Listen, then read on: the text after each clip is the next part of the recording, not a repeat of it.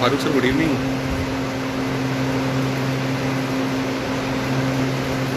बढ़िया।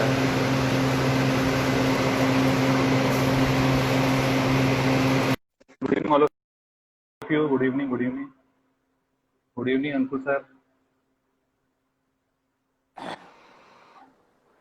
Good evening all of you. जैसा कि आप लोग जानते ही थे, आईआईपी भोपाल अपना पहला एपिसोड लेके आया है मीट एंड ग्रीट सेशन का। इस सेशन में हम बात करने वाले हैं जो भी कोविड-19 रिलेटेड फिजियोथेरेपी अपडेट्स के बारे में, क्लिनिकल स्टैंडर्डाइजेशन के बारे में, इस क्राइसिस के टाइम पे कैसे अपने आप को इम्प्रोवाइज करें, इन सब के बारे में बहुत सारी बातें आज करेंगे।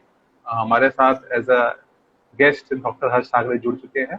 ये चेयरमैन है central zone IIP clinical standardisation committee के।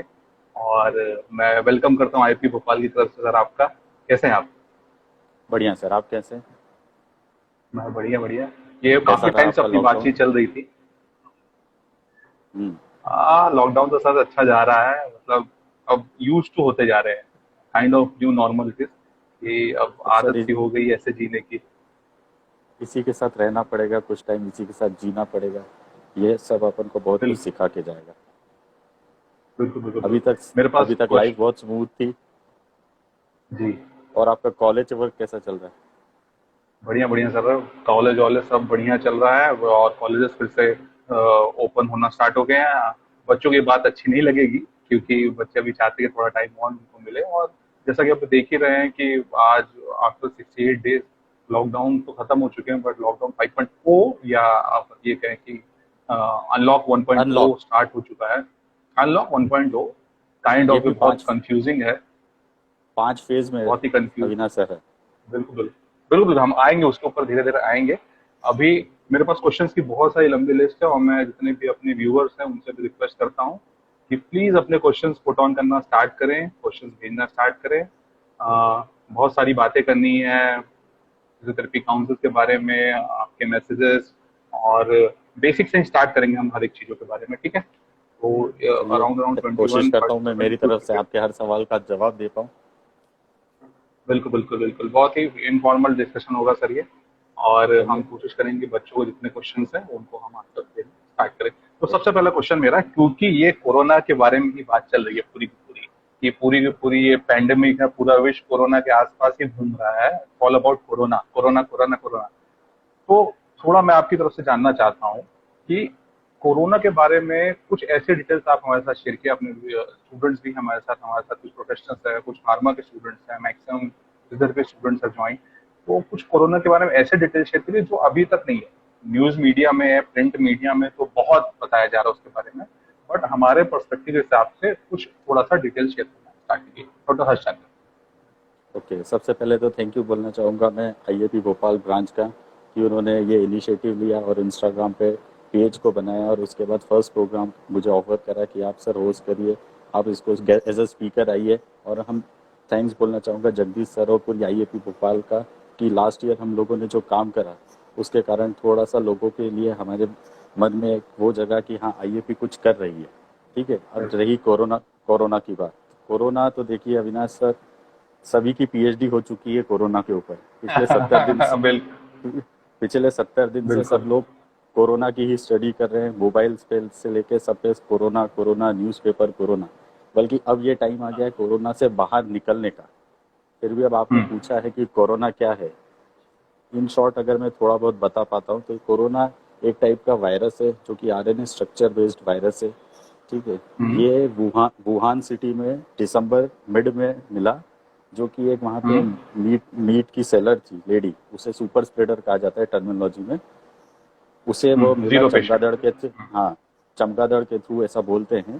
तो उससे वह हम्म पूरे वुहान सिटी में फैला। धीरे धीरे धीरे उसने चाइना के मिड जनवरी तक जाते जाते अराउंड 80,000 to 40,000 पेशेंट को वहाँ उसने इन्फेक्टेड करा।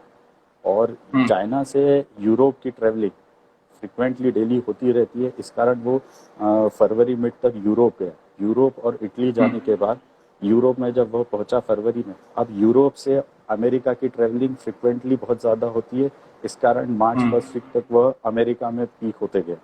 और ओके ओके।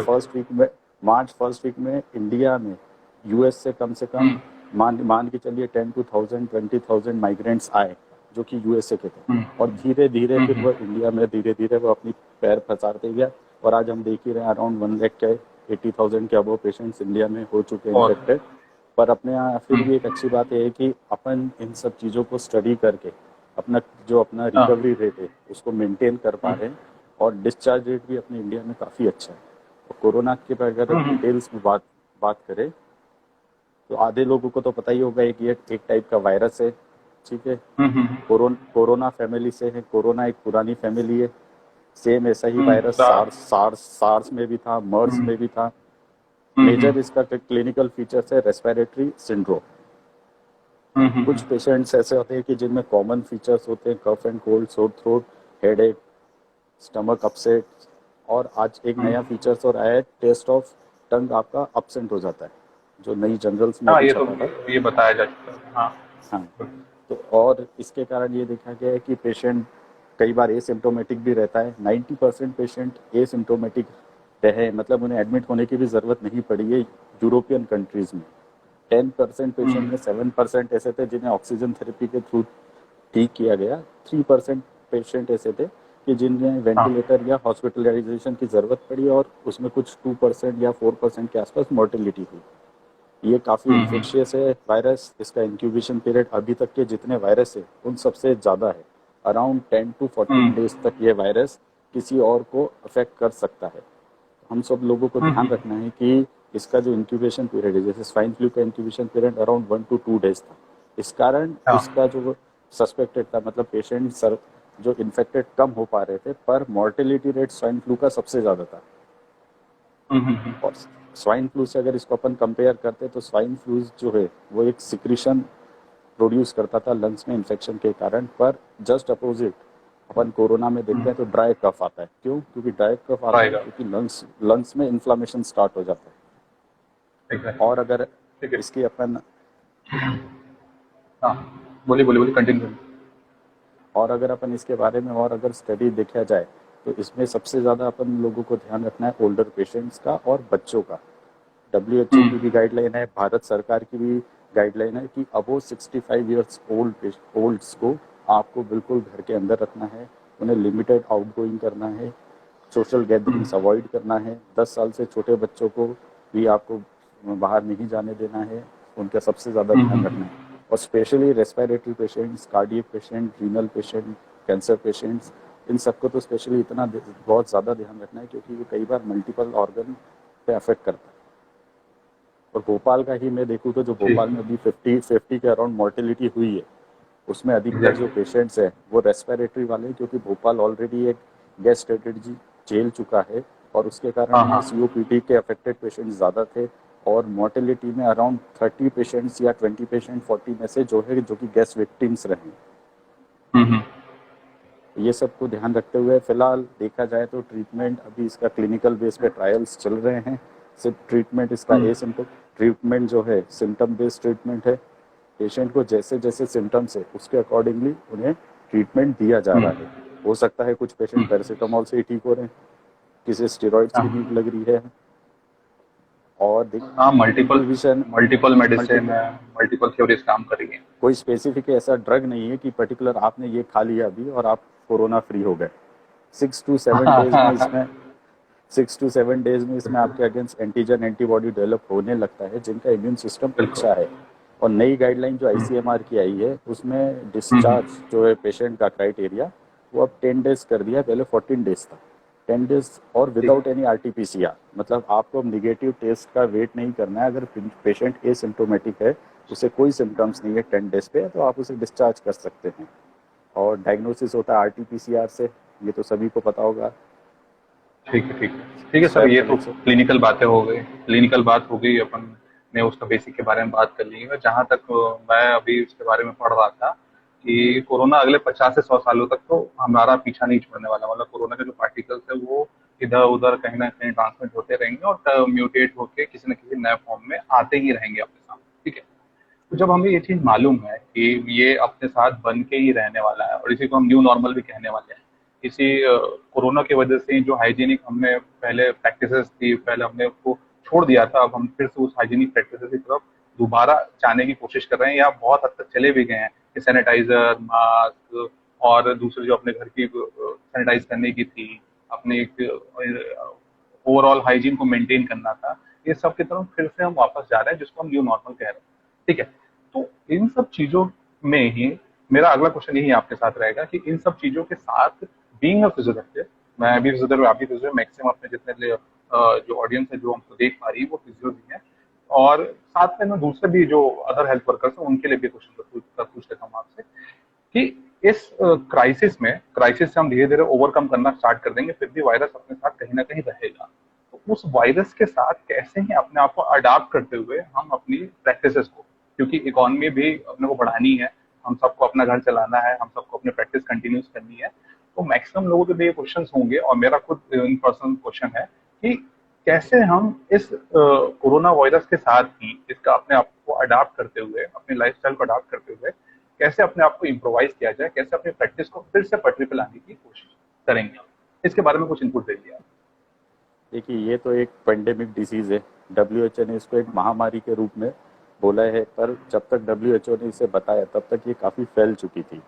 तो अब महामारी के साथ अपन सबको जीना सीखना पड़ेगा, अपनी प्रैक्टिस करना पड़ेगा। एज अ मेडिकल प्रैक्टिशनर्स हम अपने कार्य से पीछे हट नहीं सकते। हमें पेशेंट्स को देखना है, उन्हें ट्रीटमेंट देखना है। मेरे कई साथी जो आईसीयू में है, आईसीयू सेटअप्स में, हॉस्पिटल्स में हैं, उन लोगों ने 24 आवर्स में घर न जाकर पूरी अपनी ड्यूटीज़ करी, क्वारंटाइन रहे, हॉस्पिटल्स में अपनी आईसीयू राउंड्स कंप्लीट करें। तो ये फेस ऐसा था जिसने अपने क्लिनिकल स्टैंडर्ड के नॉर्म्स को इम्प्रूव करा, जो हम सेफ्टी नॉर्म्स कहीं ना कहीं भूल गए थे।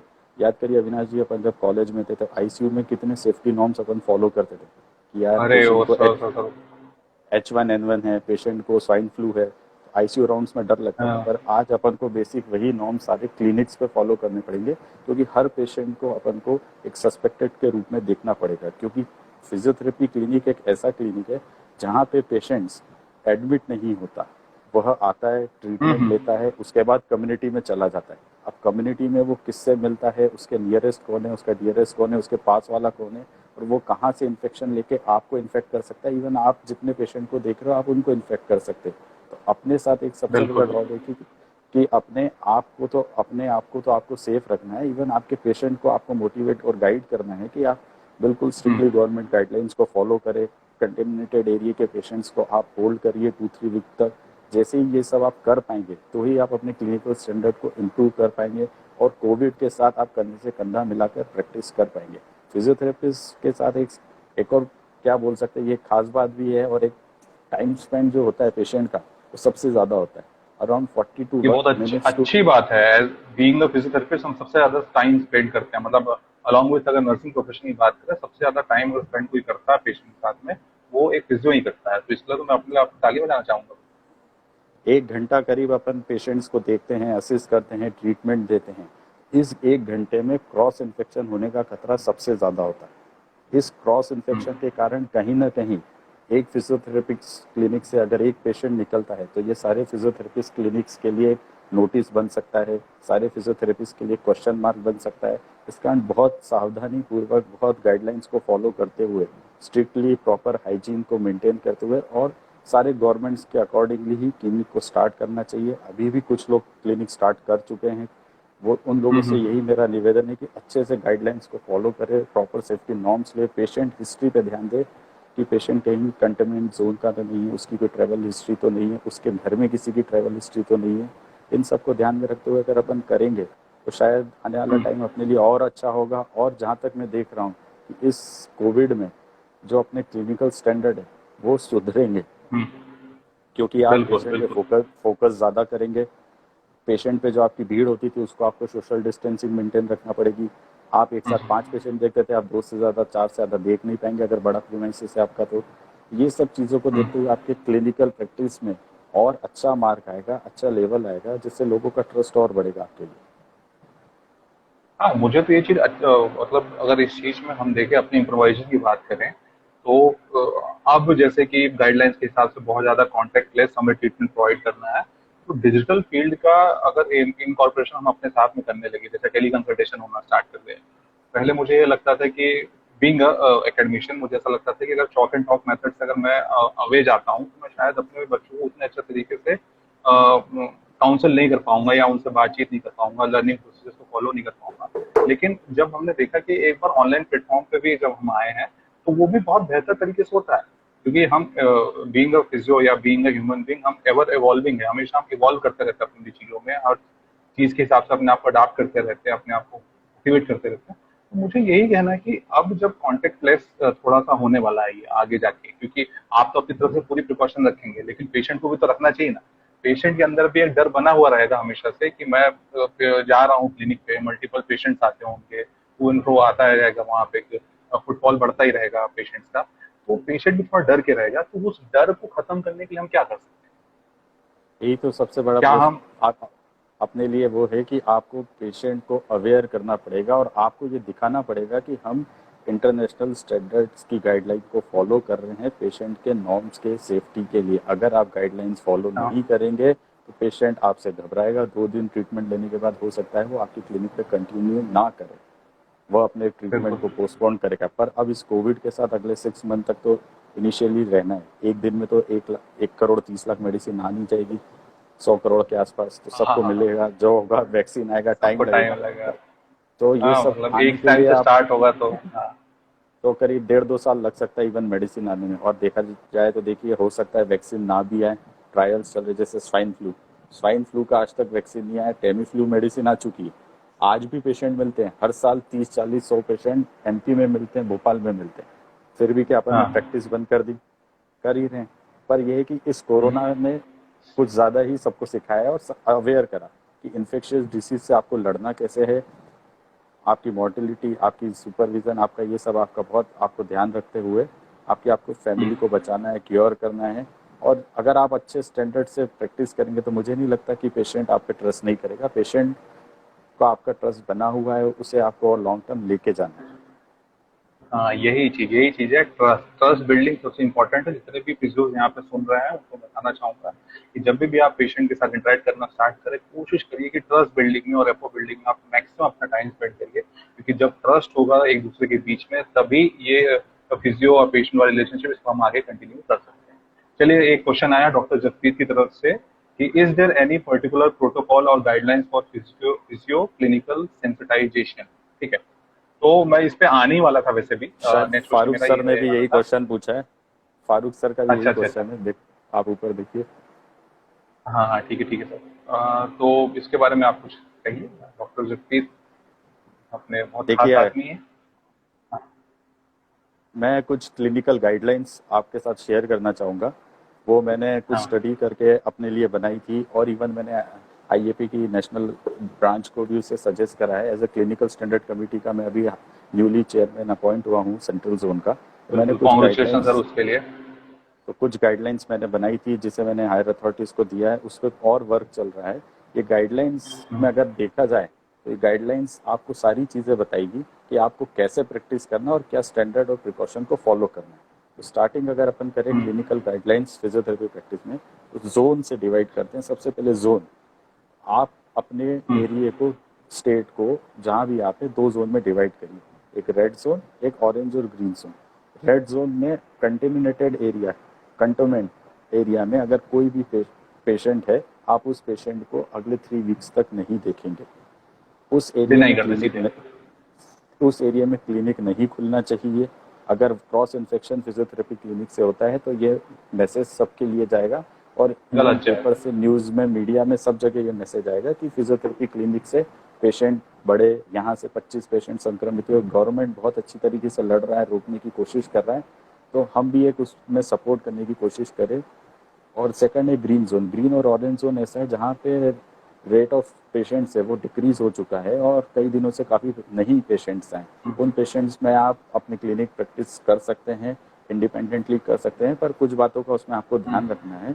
रेड जोन में आप टेलीफोनिक कंसल्ट करिए, हो सके तो टेलीफोनिक वीडियो कंसल्ट भी कर सकते हैं। आप प्रॉपर उनके घर वालों को असिस्ट करके आप बता सकते हैं कि आप उन्हें ये एक्सरसाइज कराइए। हम टेलीफोनिक कंसल्ट पे बढ़ सकते हैं, क्योंकि आने वाला फ्यूचर टेलीफोनिक कंसल्टेशन का भी होगा। आपको क्लिनिक्स पे भीड़ नहीं लगाना है इन सब के लिए। और देखा जाए तो कुछ सजेशन से मैंने भी बनाए थे और मैंने भी आईसीएमआर की कुछ गाइडलाइंस को फॉलो करते हुए उसे बनाया था। तो अगर अपन बिल्कुल। दो फेज में देखें एक होता है प्रिपरेटरी फेज और एक इम्प्लीमेंटेशन फेज।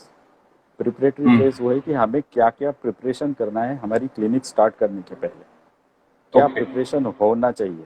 सबसे पहले प्रिपरेटरी फेज में अगर अपन देखते हैं तो प्रॉपर आपके क्लिनिक में वेंटिलेशन सपोर्ट होना चाहिए और एयर क्वालिटी हाँ, मेंटेन होना चाहिए, बेसिक। ठीक है, मैंने इसके लिए वेंटिलेटर आप सुन लिया था मैं। नहीं, मैं वेंटिलेशन बोला कि सपोर्ट होना। क्लिनिक पे वेंटिलेटर। बिल्कुल। बहुत बहुत से क्लिनिक ऐसे हैं कि जहाँ पे प्रॉपर वेंटिलेशन नहीं है। पेशेंट अगर इन केस हम्म, गलती से स्नीज भी कर देता है, ठीक है, तो आपके दिमाग में एक डर रहेगा कि पेशेंट ने अभी छींका था यहाँ पे, कहीं मुझे बिल्कुल सर, बिल्कुल। कोरोना तो नहीं हो गया, पेशेंट ने कफिंग करा तो मुझे कोरोना तो नहीं हो गया। हाँ, आपके दिमाग में हाँ। क्वेश्चन मार्क रोज चलता रहेगा, यार वो पेशेंट 2 दिन से खांस रहा था मेरी क्लिनिक में। तो सबसे पहले आप हम्म, अपने क्लिनिक पे प्रॉपर वेंटिलेशन का प्रॉपर सपोर्ट करें और एयर क्लीनिंग पे ध्यान दें। हो सके तो प्रॉपर हम्म, एग्जॉस्ट लगाएं। दूसरा, अपनी क्लिनिक की जो एंट्रेंस है, ये सब आपको इम्प्लीमेंटेशन मतलब हम्म, प्रिपरेशन फेज में करना है कि आपको क्या क्या तैयारियां करना है। दूसरा, आपको हम्म, क्लिनिकल एंट्रेंस पे आपको तैयारियां करना है, विजुअल डिस्प्लेज लगाना है, सोशल डिस्टेंसिंग के ऐड लगाना है, अलर्ट्स लगाना है, एटिकेट्स के पिक्चर्स लगाना है, how to sneeze, how to cough, proper space रखना है वेटिंग एरिया में, रिमूव करना है सारी accessories like magazines, books, shelves, hmm, आपके डीपी इंस्ट्रूमेंट्स, और ये कि आपका रिसेप्शन का टेबल बिल्कुल नीट एंड क्लीन हो। कई बार पेशेंट हाथ रखता है, कई बार टच करता है, तो हो सकता है कि ये चीज़ें भी आपकी इन्फेक्टेड हो, आप सबको तो सैनिटाइज कर नहीं पाएंगे। तो सारा आपका रिसेप्शन हम्म, टेबल से लेके आप उसको बिल्कुल नीट एंड क्लीन रखिए, खाली करिए। सैनिटाइजेशन हम्म। की प्रॉपर एंट्री लेवल पे कंटिन्यू, कंटिन्यू, कंटिन्यू सर। घरेलू बातें सैनिटाइजेशन भी आ रही हैं। देख रहा हूँ ना। प्रॉपर आपको क्लिनिक एंट्रेंस पे आपका सैनिटाइजेशन प्रोसेस होना चाहिए। ठीक है, एक ठीक है, आपका ठीक है सर।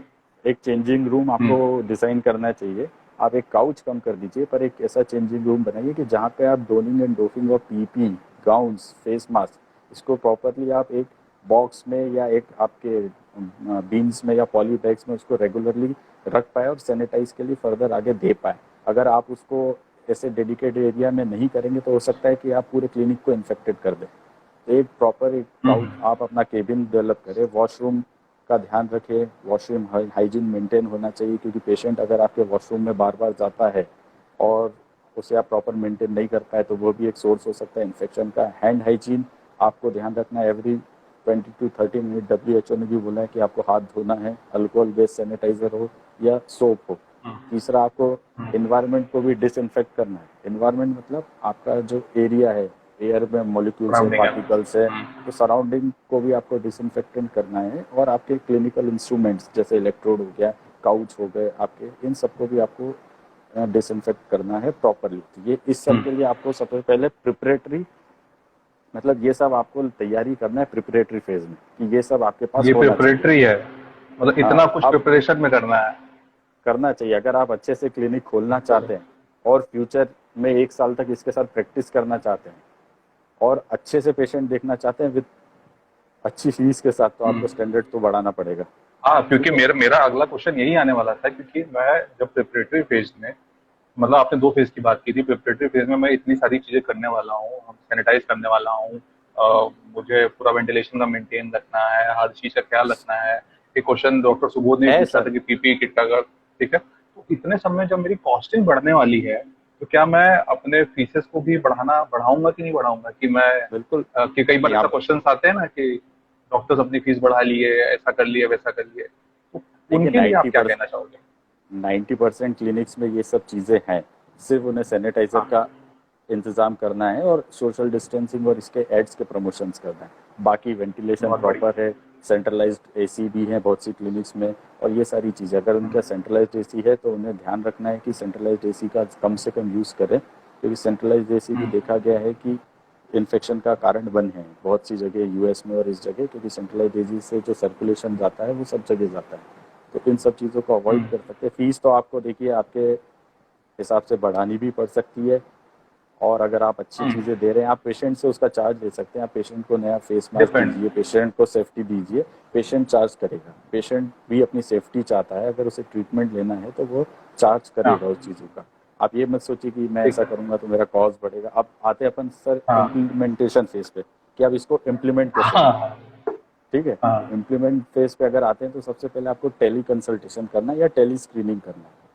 पेशेंट्स को टेलीफोन पे ही सबसे पहले मोबाइल्स पे बात करना है, उसकी प्रेजेंट और पास्ट मेडिकल हिस्ट्री पूछना है, उसका ये भी पूछना है कि उसके घर में किसी की हिस्ट्री तो नहीं है फीवर कफ एंड कोल्ड की, रिसेंटली उसके यहाँ कोई ट्रेवलिंग हिस्ट्री तो नहीं है, और अगर उसके आसपास में भी उसके कोई कंटेमिनेटेड एरिया से वो पेशेंट आता है तो आप पेशेंट से उसका एड्रेस प्रॉपर एड्रेस प्रूफ मांग सकते हैं कि आप अपना आईडी कार्ड दिखाइए या आपका आधार कार्ड दिखाइए। अगर आपके एरिया में कोई कंटेमिनेटेड एरिया का पेशेंट आ रहा है तो आप सुपर स्प्रेडर बन सकते हैं अपनी क्लिनिक से भी, तो आपको इस चीज़ का वो भी ध्यान रखना है।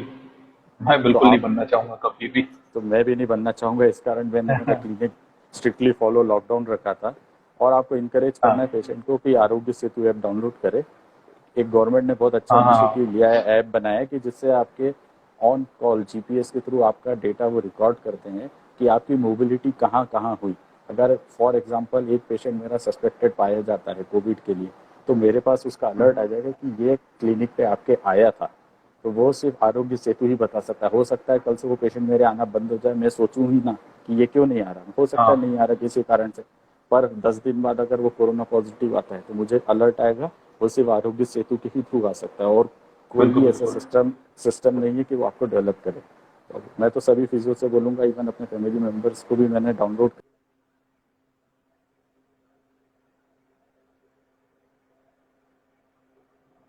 डॉक्टर हर्ष शायद डिस्कनेक्ट हो गए हैं इंस्टाग्राम लाइव।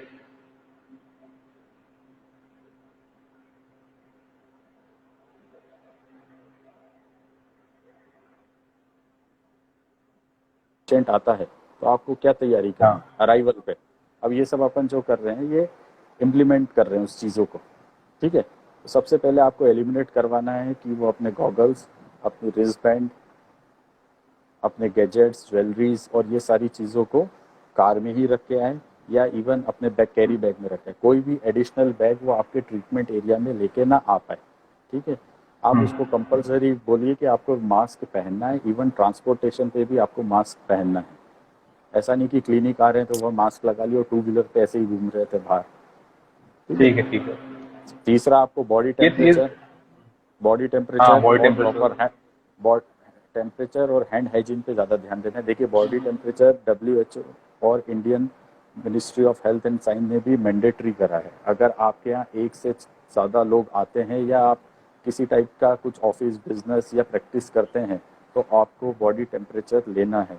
ये एक first line of defence system बोल सकते हैं कि फर्स्ट लाइन है, मतलब आप उससे अगर पेशेंट को टेम्परेचर है तो आप उसे सस्पेक्टेड मान सकते हैं और आप उसको वहीं रोक पाएंगे अंदर एंट्री से, और वो आप 6 फीट दूर से ही ले सकते हैं।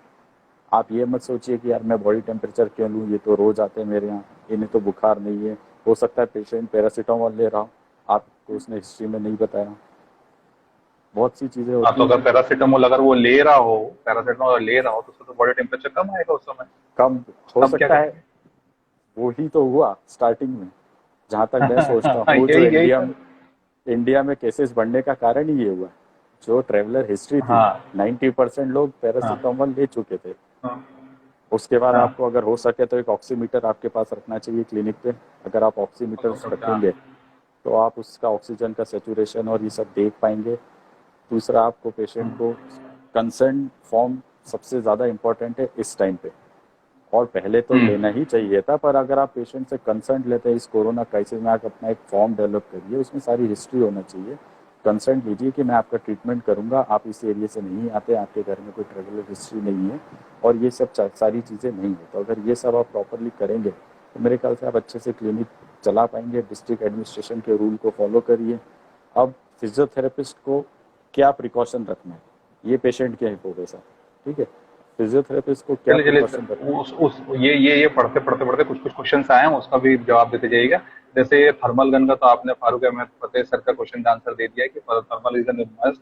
आपको थर्मल स्कैनिंग करनी है। कोई भी पेशेंट अगर आपके पास आता है सबसे पहले उसका आपको टेम्परेचर लेना ही है, it's a must.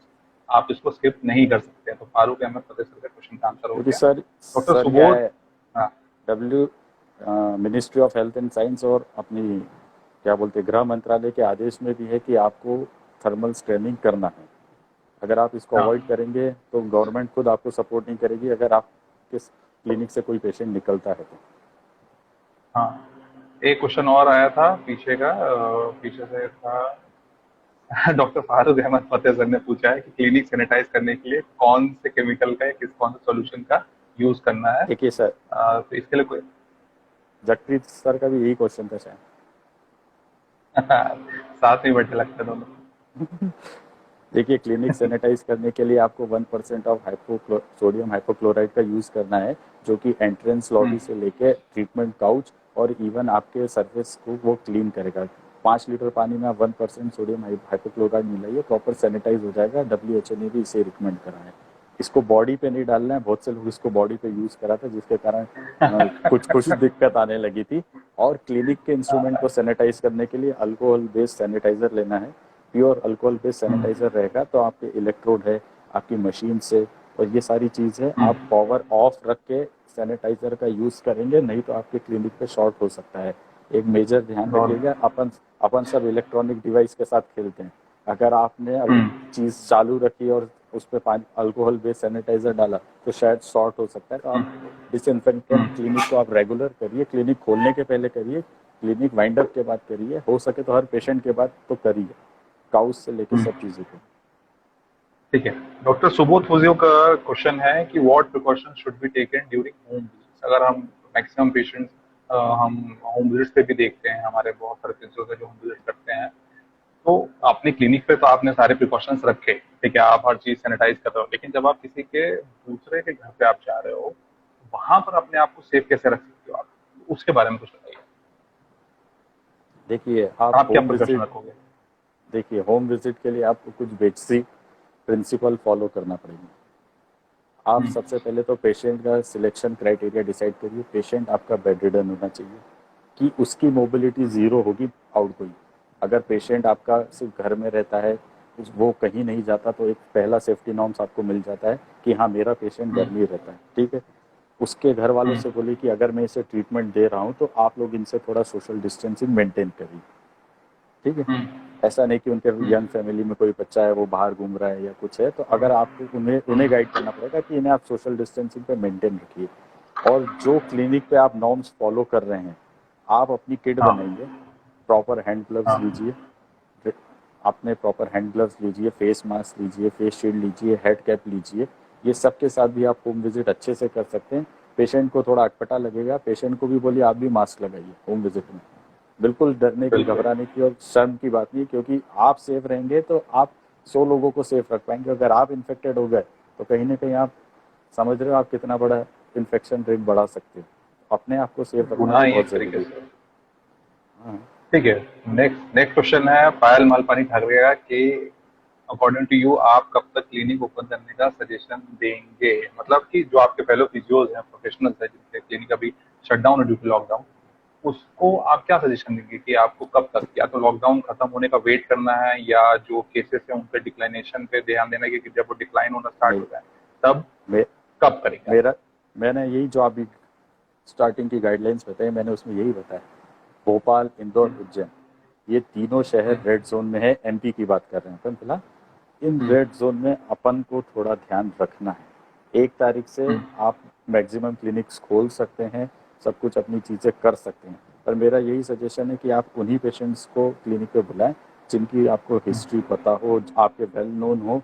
New patient को थोड़ा होल्ड करिए, 1 वीक और उसको वेट एंड वॉच करिए, क्योंकि रोज डेली पेशेंट्स का रेट जो है, इंदौर में अराउंड 80 पेशेंट्स रेगुलर आ रहे हैं, भोपाल में अराउंड 40 to 50 पेशेंट रेगुलर है, उज्जैन में भी यही ग्राफ था, धीरे धीरे डिक्लाइन हुआ है ये ग्राफ।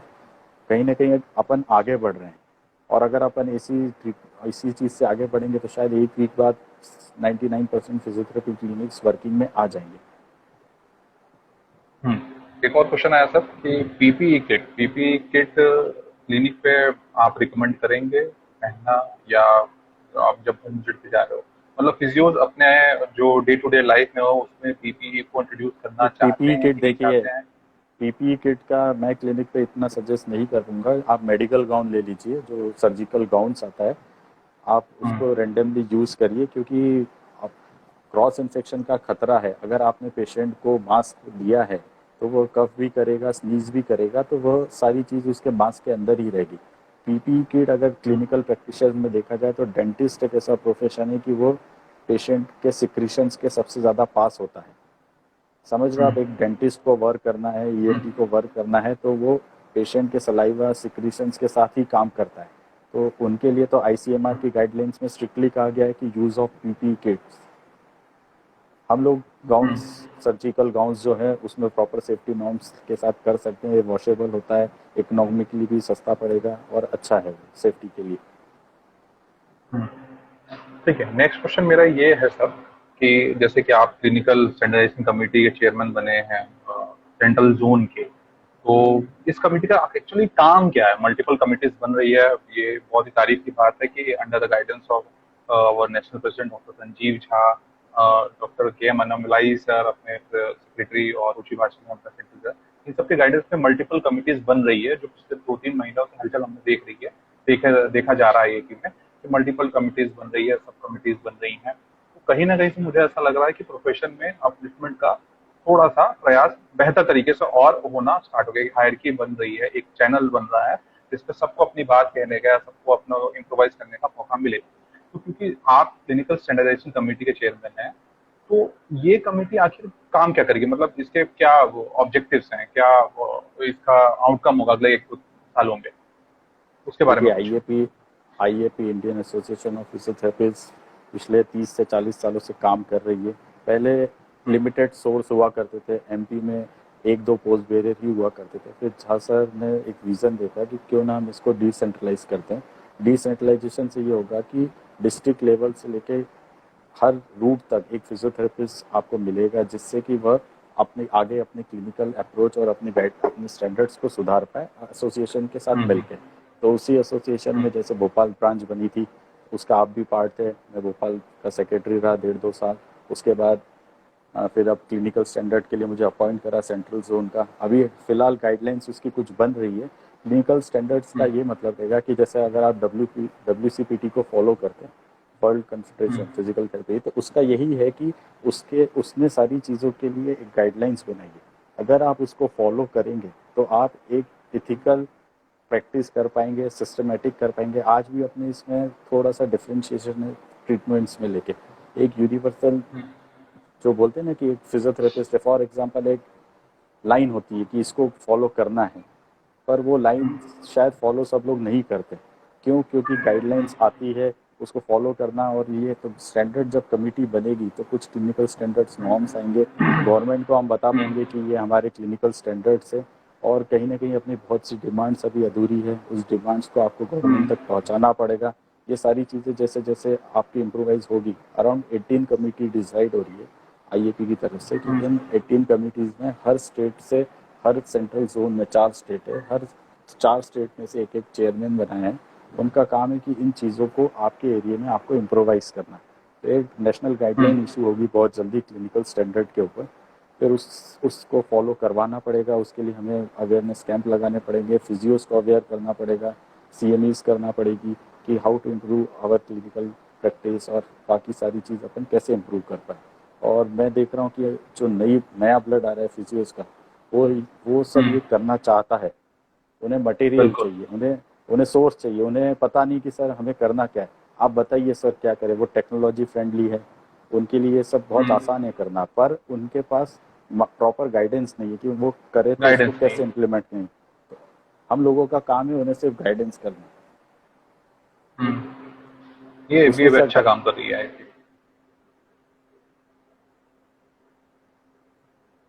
ठीक है सर, अब नेक्स्ट क्वेश्चन पे आते हैं। जगप्रीत सर का बहुत ही अच्छा क्वेश्चन है ये कि जब भी आप क्लिनिक पे पेशेंट्स देखेंगे, क्योंकि हम बेसिकली बहुत सारी मोडालिटीज में काम करते हैं जिसमें इलेक्ट्रोड्स का यूज होता है, आप क्या सजेस्ट करेंगे कि एक ही इलेक्ट्रोड को मल्टीपल पेशेंट्स पे हम यूज कर लें कि हर बार यूज एंड थ्रो वाले इलेक्ट्रोड को आप रिकमेंड करना चाहोगे? अगर आपका पेशेंट अफोर्ड कर सकता है इंडिविजुअल इलेक्ट्रोड, तो आप पेशेंट से बोलिए कि मैं आपके लिए ये इंडिविजुअल इलेक्ट्रोड यूज़ करूंगा। आप पेशेंट को बोलिए कि इसको आप कल फिर अपने साथ लेके आइए, आप अपनी क्लिनिक पे भी ना रखिए, क्योंकि वह इलेक्ट्रोड भी 2 से 3 बार यूज़ हो सकता है। और अगर आप आप कार्बन वाले ब्लैक इलेक्ट्रोड यूज कर रहे हैं, उसमें आप उसको सैनिटाइज करिए, प्रॉपर अल्कोहल बेस्ड सैनिटाइजर से उसको 2 मिनट के लिए सैनिटाइज करिए, वायर को सैनिटाइज करिए। 2 मिनट जब वो सैनिटाइज हो जाए, आप उसको होल्ड पे डाल दीजिए और दूसरे इलेक्ट्रोड का यूज करिए जो ऑलरेडी सैनिटाइज्ड हो चुके हैं। आप स्पेयर्स में उसको किट्स को बनाइए कि आपके पास जैसे मशीन से फॉर एग्जांपल आईएफटी है, हाँ हाँ अब आईएफटी के आप कोशिश करिए आपके पास 6 से 7 इलेक्ट्रोड हो, आपने 2 यूज करे, आपने उसको 1 घंटे के लिए सब आपका स्टर्लियम डाल के अल्कोहल बेस्ड सैनिटाइजर डाल के सैनिटाइज करके छोड़ दिया उसको थोड़ी देर के लिए, आप फ्रेश इलेक्ट्रोड यूज करेंगे जैसे डेंटल प्रैक्टिस में यूज करते हैं वो सैनिटाइज करी चीजें, अपन को भी वैसे ही नॉर्म्स को फॉलो करना पड़ेगा। ठीक है ठीक है। हाँ, मेरा मेरा भी ये सजेशन रहेगा कि अगर आपके पास है मल्टीपल इलेक्ट्रोड्स हैं तो इलेक्ट्रोड्स के रहता बैचेस है। बना लीजिए और उसी के हिसाब से अलग अलग पेशेंट्स पे आप ट्रीटमेंट करना स्टार्ट करिए, या फिर आप पेशेंट को बोलिए खुद ही कैरी करके लाए। हर पेशेंट नहीं कैरी करेगा, तो ये अपनी रिस्पॉन्सिबिलिटी, पेशेंट अपने पास ट्रीटमेंट लेने आ रहा है तो हम हर चीज पेशेंट से नहीं मंगा सकते हैं, नहीं तो मंगा ये अपनी सकते वो। रिस्पॉन्सिबिलिटी होगी। तो हाँ, तो मल्टीपल बैचेस रखिए इलेक्ट्रोड्स के और उसको प्रॉपर टाइम टाइम पे उसको आप सैनिटाइज करते रहिए। आई होप जगदीश सर को आंसर मिल गया होगा। नेक्स्ट क्वेश्चन है अपना फारूक अहमद फतेह सर का, फिर से हाइपो क्लोराइड नहीं सर, हाइपोक्लोराइड होता है वो कॉस्ट इफेक्टिव होता है, कॉस्ट इफेक्टिव और चाहिए तो आप सब डेटॉल ले लो, डेटॉल बेस्ट है आपके लिए। ठीक नहीं है, काफी फिर सस्ता है, अपन सोडियम हाइपोक्लोराइड काफी सस्ता है, 5 लीटर आप उसको केन में लीजिए अराउंड, काफी रिजनेबल है। ठीक है ठीक है। चलिए अब फिर तो अपन बैक टू बेसिक्स पे आते ही हैं, क्योंकि अपने साथ बहुत सारे स्टूडेंट्स जुड़े हुए हैं जो अभी फाइनल ईयर में है, थर्ड ईयर में है। एग्जाम्स के बाद में, अगर एग्जाम्स के बाद में फिर उनके इंटर्नशिप आएगी, इंटर्नशिप के बाद कई सारे जो अपने स्टूडेंट्स वो फील्ड में आने वाले हैं, मतलब अपने प्रैक्टिस स्टार्ट कर देंगे।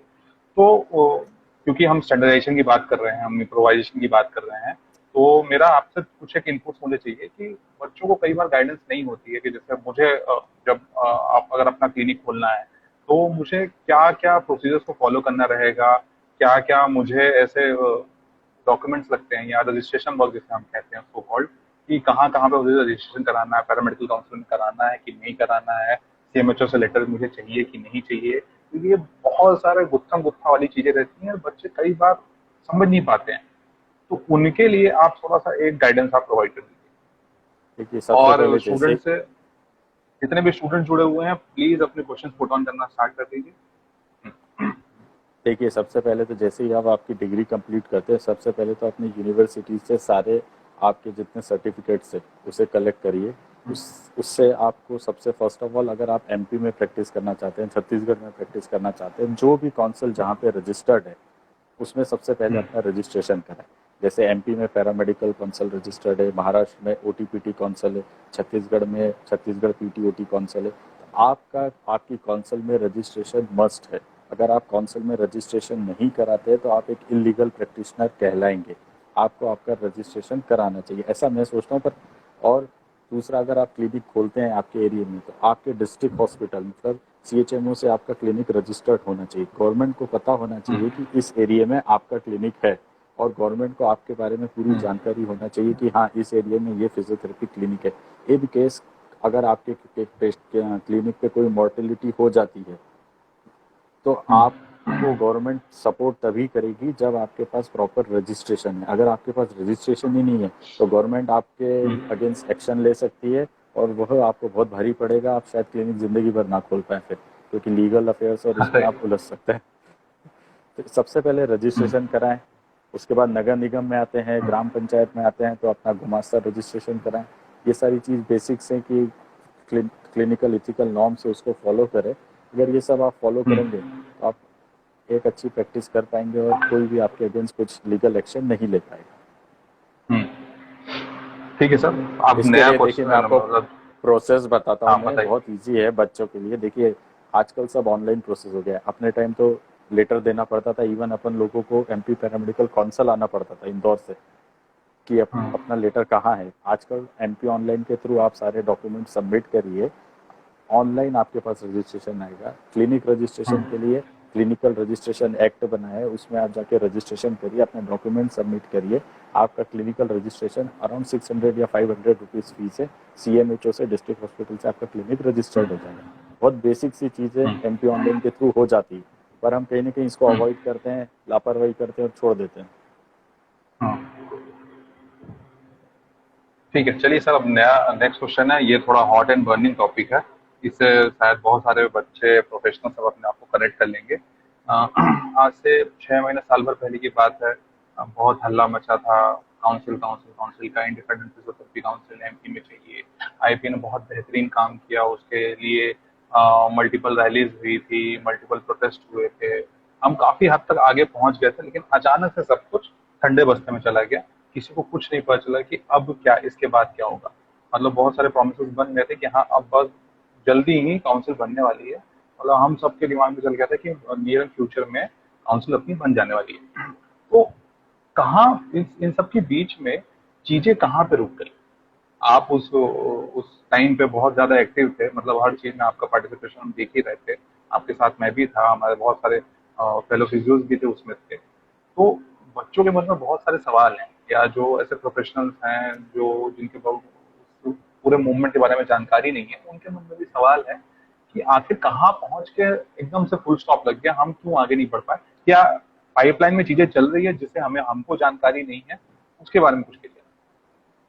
ठीक, इसकी अगर मैं डिटेल्स में बात करूँ तो शायद अगला एपिसोड बनाना पड़ जाएगा कि काउंसिल कहाँ रुक गई।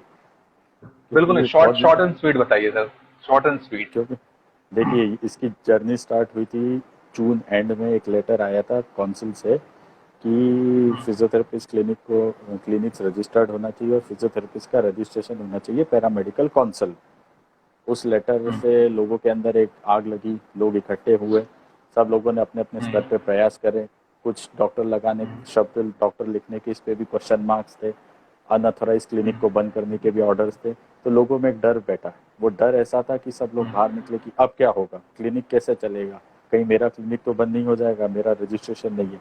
वो गवर्नमेंट ने एक बेसिक अपना रूटीन फॉर्म था वो उसे आगे बढ़ाया कि एटलीस्ट रजिस्ट्रेशन बहुत से लोगों के पेंडिंग है। आज भी पैरामेडिकल में देखा जाए तो सबसे बड़ा कारण है अपने काउंसिल नहीं बनने का, क्योंकि आज भी लीगली देखा जाए तो 2,500 से 3,000 लोग ही रजिस्टर्ड हैं पैरामेडिकल काउंसिल में। जब गवर्नमेंट के सामने हम ड्राफ्ट लेके जाते हैं तो गवर्नमेंट बोलती है आपके लीगल प्रैक्टिशनर्स तो 2,500 से 3,000 ही, आप बोलते हैं 8,000 से 10,000 फिजिक्स हैं। आपको आपका डेटा गवर्नमेंट को लीगली देना पड़ेगा। आपको गवर्नमेंट को बताना पड़ेगा कि हम इतने फिजियोथेरेपिस्ट यहाँ हैं।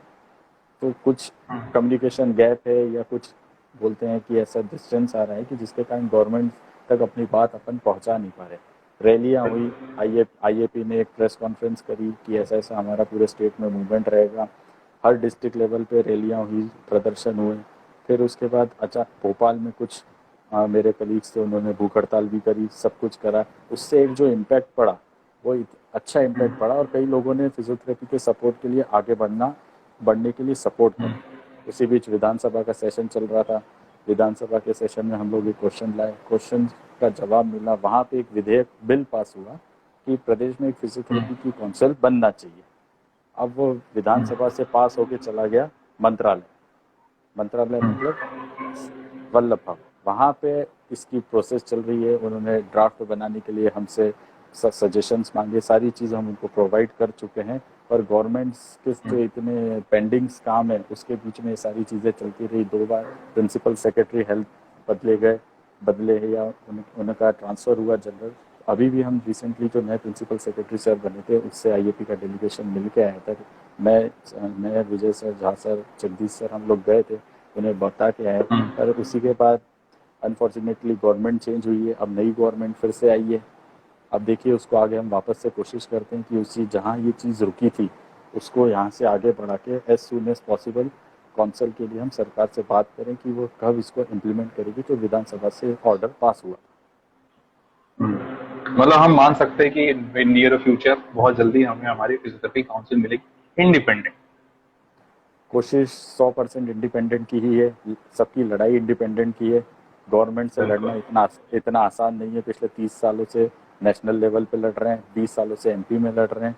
देखिए आगे होता है क्या, दिखते हैं। सबके लिए क्वेश्चन मार्क है। पर यह है कि नहीं, लड़ाई तो होती रहेगी, लड़ाई तो करनी। जब सबकी नीड थी, सारे भोपाल के फिजियोथेरेपिस्ट, इवन एमपी के फिजियोथेरेपिस्ट सड़कों पे आए, उन्होंने अपना सपोर्ट करा, एसोसिएशन को सपोर्ट करा। यही तो है कि अगर आपके लिए कुछ है तो सबको एक साथ मिलकर खड़ा होना चाहिए प्रोफेशन के लिए। इंडिविजुअल तो सब लोग अपनी अपनी प्रैक्टिस करने में बिजी रहते हैं। पर ये एक अच्छा मैसेज था कि हाँ, फिजियोथेरेपी के लिए कुछ लोग हैं, सारे लोग हैं जो लोग बाहर निकले और 4 दिन क्लिनिक बंद रखा, स्ट्राइक में सपोर्ट करा। उन सब के लिए थैंक्स है कि आज जब तक स्ट्रेंथ नहीं रहेगी तब तक अपना इनिशिएटिव दिखेगा नहीं। मीडिया कवरेज था, सब कुछ हुआ, सिर्फ उसका कारण था स्ट्रेंथ। बिल्कुल बिल्कुल सर, जब तक हम अपनी स्ट्रेंथ नहीं दिखाएंगे तब तक गवर्नमेंट कानों तक बात नहीं पहुंचेगी। गवर्नमेंट हमेशा नहीं ये बोलते पहुंचे। हैं ना कि आप अपनी स्ट्रेंथ दिखाओ, स्ट्रेंथ दिखाओ, स्ट्रेंथ दिखाओ। तो मेरा यही कहना है कि प्लीज अब स्ट्रेंथ दिखाइए, रजिस्ट्रेशन के भी है, पेंडिंग है, वो अपने कराइए और फील्ड में आइए। नेक्स्ट क्वेश्चन हम उठाते हैं, डॉक्टर सुबोध फिजियो का ही आया है कि क्या हम अपनी फीस को इंक्रीज कर दें। हाँ, ये हॉट टॉपिक है, फीस को इंक्रीज देखिए, करना है कि नहीं करना है, इसके बारे में आप बता चुके हो, लेकिन फिर से मैं पूछूंगा। एसोसिएशन किसी को बाउंड नहीं कर सकती कि आपकी फीस इतनी होना चाहिए। ये आपके क्लिनिकल एक्सपीरियंस पे कहता है कि आपको कितनी फीस लेना है। हाँ, फीस आपकी ऐसी होना चाहिए कि जो इथिकली हो, लॉजिकली हो और सबके लिए अफोर्डेबल भी हो। आप उसमें अपने जो भी आपको अभी सेफ्टी नॉर्म्स के लिए जो भी एक्स्ट्रा बर्डन्स आ रहे हैं, आप उसको ऐड करिए। उस ऐड करने के बाद अपनी फीस को आप इंक्रीज करिए। बेशक पेशेंट आपका देगा, मुझे ऐसी उम्मीद है पेशेंट देगा, क्योंकि पेशेंट का ट्रस्ट और फिजियोथेरेपिस्ट का रिलेशन इतना स्ट्रांग है कि पेशेंट आपसे ये नहीं पूछेगा सर आपने फीस इंक्रीज कर दी, सर आपने ऐसा कर दिया। पेशेंट भी समझता है कि लॉकडाउन के बाद वापस से रीस्टार्ट हो रहा है, लिमिटेड पेशेंट्स देखना है, सोशल डिस्टेंसिंग फॉलो करना है, तो शायद इतनी कम फीस में पेशेंट्स देखना पॉसिबल नहीं रहेगा आने वाले टाइम में। ठीक है, नेक्स्ट क्वेश्चन है पास साक्षी गुप्ता का। सर, लोगों को फिजियोथेरेपी की इम्पोर्टेंस कैसे बताएं? विलेजेस एरिया में लोग समझते ही नहीं या समझते हैं। हाँ, ये इसका थोड़ा सा है, लेकिन जहाँ तक मुझे मुझे ये मतलब फील होता है मैं या जहाँ तक मैं समझ सकता हूँ कि अब फिजियोथेरेपी के बारे में अवेयरनेस आ रही है। आज से 10 साल पहले की बात मैं नहीं कर रहा हूँ, लेकिन अब फिजियोथेरेपी को लोग इम्पोर्टेंटली लेने लगे हैं। एक थोड़ा सा कहीं ना कहीं मुझे ये फील होता है कि फर्स्ट लाइन ऑफ ट्रीटमेंट में अपने पास पेशेंट्स नहीं आ रहे हैं। कई जगह जा रहे हैं, अच्छी बात है, जहाँ पर कॉम्पिटेंट फिजियोथेरेपिस्ट वहाँ पे जाते हैं, लेकिन ऑन द होल जब देखा जाए ना तो वो बहुत जगह से घूम के फिजिशियंस, ऑर्थोपेडिशियन, न्यूरोलॉजिस्ट यहाँ से घूम के आते हैं। मेरा ये मानना है कि अगर बैक पेन का पेशेंट है तो सबसे सबसे सबसे पहले फर्स्ट लाइन ऑफ ट्रीटमेंट वो एक फिजियो के पास आना चाहिए कि वो अपने आप को असेस तो करवाओ कि ये मस्कुलर डिसऑर्डर है या मस्कुलर ओरिजिन का है या इसमें बोनी कोई इशू है या कोई दूसरी चीज है। कम से कम first line of treatment as a physio आना चाहिए। फिजियो फिर वहां से रेफर करना स्टार्ट करें कि हाँ, ये कंडीशन थोड़ी सी आपकी डिटोरेट हुई है या ये थोड़ी सी क्रिटिकल सिचुएशन है या ऐसे सिचुएशन में हमें न्यूरो की या ऑर्थोपेडिशियन की हमें गाइडेंस लेनी चाहिए। ये यहाँ पर मैं चाहता हूँ, ये मेरा एक तरीके से मोटिव है या मैं मेरी सोच है। तो इसमें आप क्या कहना चाहोगे कि जो लोग हैं उन तक अपनी इम्पोर्टेंस को या अपनी बात को कैसे पहुंचाया जाए? देखिए, विलेज एरिया में लोग फिजियोथेरेपी समझते नहीं है। ये तो देखा जाए तो एक सबसे बड़ा प्लस पॉइंट है उस प्रैक्टिशनर्स के लिए कि उन्हें फिजियोथेरेपी के बारे में कुछ पता ही नहीं है। मैं तो ये सोचता हूँ कि अगर फिजियोथेरेपिस्ट विलेज लेवल में जाएगी जाएगी तो पेशेंट आगे बढ़ के आपसे ट्रीटमेंट कराएगा। आपको उन्हें बताना पड़ेगा कि ऐसा भी कोई ट्रीटमेंट होता है जिसके ज़रिए हम पेशेंट को ठीक कर सकते हैं विदाउट मेडिसिन। हो सकता है कि वहाँ आपको फाइनेंशियल थोड़ा कंपनसेट करना पड़ेगा, क्योंकि विलेज रिमोट एरिया में फीस का थोड़ा इशू होगा, पर नंबर ऑफ पेशेंट्स अगर आप 2-3 गांव जिले या सॉरी 2-3 छोटे तहसील को पकड़ के भी करेंगे तो नंबर ऑफ पेशेंट आप इंक्रीज कर सकते हैं। मैं एक एग्जांपल दूं तो मेरा एक फास्ट कलीग है, आप भी जानते हो, अविनाश, नाम नहीं ले सकता। वो आज अपने रिमोट एरिया कोई में बात। अराउंड 2 से 3 क्लिनिक चला रहा है और वेल सेटल्ड है। हम्म। हाँ उसके हाँ, एरिया बिल्कुल में बिल्कुल। कोई फिजियो को जानता नहीं था, पर आज उसने 2 से 3 क्लिनिक करके अपने एरिया में फिजियोथेरेपी की इम्पोर्टेंस अवेयरनेस करके घर पे रह के वो सारी चीज़ें इतने अच्छे से मैनेज कर पा रहा है। और 1 मैन आर्मी है, पूरे 2-3 तहसील में अकेला फिजियोथेरेपिस्ट है। तो साक्षी गुप्ता जी, मैं अभी आपको यही कहना चाहूंगा कि विलेज एरिया में अभी तक ऐसा बहुत ज्यादा काम नहीं हो रहा है, लेकिन मैं चाहूंगा कि जितने भी फिजियोज अभी विलेज एरिया में या ऐसे रूरल एरिया में काम कर रहे हैं उनसे बात करिए। वो बहुत अच्छे तरीके से काम कर रहे हैं। अगर आपके पास पेशेंट आता है, आप उसको रिजल्ट देते हो, तो अपने आप ही वो अवेयरनेस फैलाएगा। ठीक है, हम सिर्फ और सिर्फ मुंह से बात करके या अपने बोल बोल के कि नहीं नहीं हम इम्पोर्टेंट इम्पोर्टेंट इम्पोर्टेंट बताने से नहीं होता, इम्पोर्टेंट करने से आता है। जब आप करना स्टार्ट कर दोगे, पेशेंट्स को ट्रीट करना स्टार्ट कर दोगे, रिजल्ट देना स्टार्ट कर दोगे, वो आपकी इंपॉर्टेंस अपने आप ही समझना शुरू कर देंगे। आई होप साक्षी गुप्ता जी आप सेटिस्फाइंग इस आंसर से। आयु 1303 आयुषी इस इनका क्वेश्चन है। ये बहुत वैलिड क्वेश्चन भी है, लेकिन ये क्लिनिकल से नहीं, थोड़ा सा एकेडमिक से रिलेटेड है कि अभी फाइनल के स्टूडेंट्स हैं जो इनके जस्ट एग्जाम्स होने वाले हैं, एग्जाम्स के रिजल्ट आने के बाद उनको इंटर्नशिप करना है। तो सबके मन में थोड़ा सा एक सवाल बना हुआ है सर कि इंटर्नशिप जहाँ है वहीं से करें या फिर हम दूसरे स्टेट्स को प्रेफर करें। मेरे हिसाब से, चलिए पहले आप बताइए फिर मैं आपको बताऊंगा। आपको क्या लगता है देखिए, कि अपनी स्टेट से ही करें जहाँ है कि अलग जगह? पूरे इंडिया में पेशेंट्स है, आप जहाँ जाएंगे सब जगह पेशेंट्स है। आप कोशिश करिए एक डेडिकेटेड बिल्कुल। येलो हॉस्पिटल को सिलेक्ट करिए, या जो आपके अथोराइज कॉलेज से टाई अप्स है हॉस्पिटल्स के, आप उसमें इंटर्नशिप करिए। गवर्नमेंट ने 3 कैटेगरी हॉस्पिटल्स में बनाई है, रेड, ग्रीन और येलो। येलो वो हॉस्पिटल है जहाँ पे सर्दी खांसी बुखार वाले पेशेंट्स को नहीं लेते। सॉरी, ग्रीन हॉस्पिटल्स जो हैं उसमें आप जाएंगे तो आप वहाँ प्रॉपरली इंटर्न भी कर पाएंगे। वहाँ आपको न्यूरो केसेस भी मिलेंगे, ऑर्थो केसेस भी मिलेंगे और सारे केसेस मिलेंगे। इवन आज भी वो लोग वर्किंग कर रहे हैं और properly regular surgery day by day कर रहे हैं, क्योंकि मेडिकल इमरजेंसी टाइम देख के नहीं आती, या कोरोना देख के वो रुक जाएगी, या रोड ट्रैफिक एक्सीडेंट नहीं होगा, कोरोना हो गया तो आरटीए नहीं होगा। ये सब रोज हो रहा है, आज भी हो रहा है। बिल्कुल। तो फिजियोथेरेपिस्ट का हो रहा इम्पोर्टेंस है। आज भी है। आप बेशक अपनी प्रैक्टिस करिए, सेफ हॉस्पिटल से करिए। कोविड में फिलहाल फिजियोथेरेपिस्ट की जो पोस्टिंग्स है वो अभी नहीं है। आफ्टर डिस्चार्ज हो सकता है कम्युनिटी लेवल पे गवर्नमेंट के साथ अगर अपन कुछ इनिशिएट करते हैं तो कुछ आगे आने वाले टाइम में कम्युनिटी एक्सरसाइज या सोशल कैंप्स के थ्रू अपन अवेयर कर सकते हैं ब्रीदिंग एक्सरसाइज और इसके लिए सबको, कि अब कैसे आप अपने आप को इम्प्रूव रख पाएं और कैसे आप फाइट करें इसके अगेंस्ट। आयुषी को मैं भी अपनी तरफ से कुछ कमेंट करना चाहूंगा कि बेटा जब रिजल्ट्स के बाद में जब इंटर्न का टाइम आएगा तो मेरी आपको यही एडवाइस है कि आप जहां पर हैं, क्योंकि आप जहां पर है ना, आप अपने घर के कंफर्ट में हैं, वहां पर आप अपने आप को बेस्ट सर्वाइव कर सकते हो और बेस्ट मतलब अपने आप को बेस्ट कंटिन्यू कर सकते हो। तो मैं ये कहीं भी, कोई नई जगह पे जाओगे वहां पर सब कुछ सेटअप करना पड़ेगा आपको, चीजें आपको वहां की जानकारी नहीं रहेगी।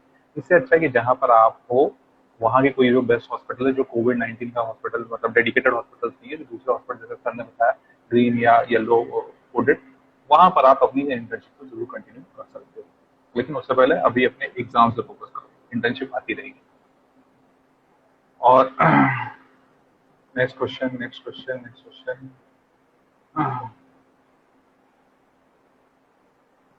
एक मिनट से थोड़ा कमेंट में मुझे दिख नहीं रहा है।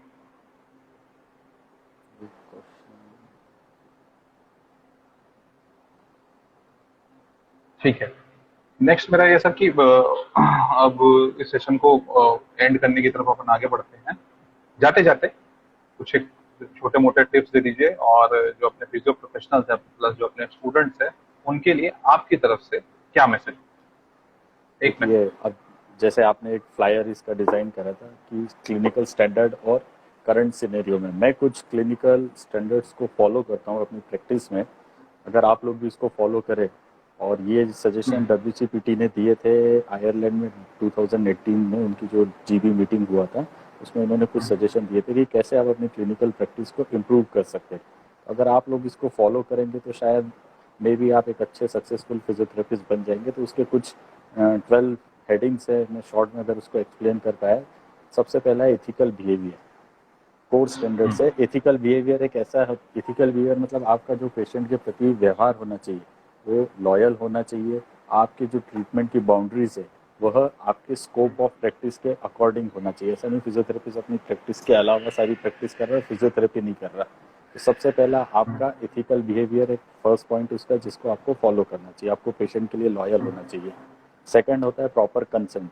आपके पेशेंट से आपका कंसेंट प्रॉपर होना चाहिए कि आप उसका ट्रीटमेंट या असेसमेंट कर रहे हैं तो उसके पहले आपका प्रॉपर कंसेंट होना चाहिए। थर्ड पार्ट होता है कॉन्फिडेंशियलिटी।